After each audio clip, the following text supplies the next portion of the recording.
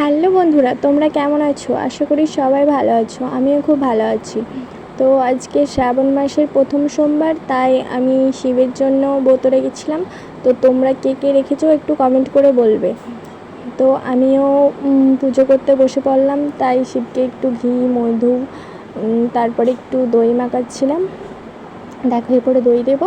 তো দইটাকে আমি শিবলিঙ্গতে ভালো করে মাখিয়ে দেবো। তো তোমরা কীরমভাবে পুজো করো, আমার মতো করে পুজো করো নাকি সেটাও কমেন্ট করে বলবে।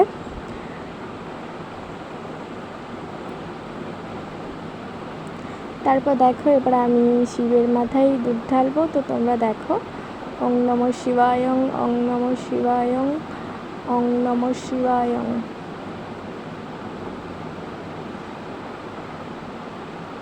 তো চলো এরপরে আবার গঙ্গা জল নেবো। নমঃ শিবায়ং, নমঃ শিবায়ং, নমঃ শিবায়ং। তো চলো এরপরে আমি যেই মালাটা গেঁথেছিলাম বকুল ফুলের, সেই মালাটা আমি শিবকে পরিয়ে দেবো। তো চলো পরিয়ে দিলাম। তারপরে একটু ধুতরা ফুল এনেছিলাম, সেই ধুতরা ফুলটা শিবেরকে দিয়ে দিলাম। তো এরপরে একটু অন্য ফুল ছিল সেটাও দিলাম। তারপরে একটু সুন্দর করে সাজিয়ে দিচ্ছিলাম ফুল দিয়ে। তারপরে একটু বেলপাতা দিয়ে দিলাম বাবার মাথায়। সব থেকে বাবার প্রিয় পাতা হচ্ছে বেলপাতা। তো চলো একটু প্রণাম সেরে নিলাম। তো বাবা ভালো রেখো সবাইকে।